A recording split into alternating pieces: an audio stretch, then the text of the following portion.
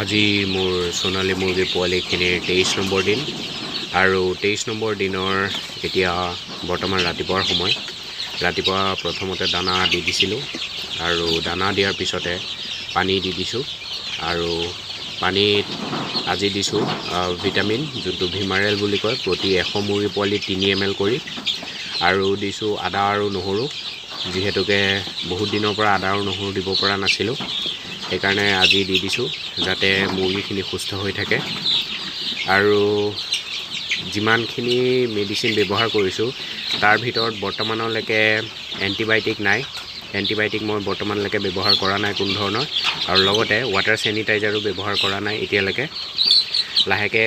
আৰু অকণমান ডাঙৰ হ'লে ৱাটাৰ চেনিটাইজাৰ ব্যৱহাৰ কৰিম আৰু এবাৰ ৱাটাৰ চেনিটাইজাৰ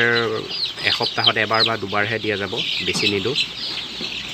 বৰ্তমান আবেলিৰ সময় হৈছে আবেলি প্ৰথমতে দানা দি দিছিলোঁ আৰু আজি ব্ৰুডিংটো আঁতৰাই দিলোঁ দানা দিয়াৰ পিছতে পানী দি দিছোঁ আৰু পানীত এতিয়া বৰ্তমান ইমিউন বুষ্টাৰ আৰু ভিটামিন বি কমপ্লেক্স যিটো MB প্লেক্স বুলি কয় সেইটো দিছোঁ প্ৰতি 100 মুৰ্গী পোৱালিৰ কাৰণে 3 ml কৰি আৰু বৰ্তমানলৈকেতো মুৰ্গীখিনিয়ে ভালদৰে খায়ে আছে আৰু ইমিউন বুষ্টাৰ এইটো কাৰণে দিয়া হৈছে যিহেতু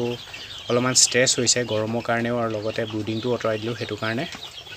আজি ইমিউন বুষ্টাৰ দি দিছোঁ যাতে ৰোগ প্ৰতিৰোধ ক্ষমতা বৃদ্ধি হৈ থাকিব পাৰে আৰু ষ্ট্ৰেছটো কমে।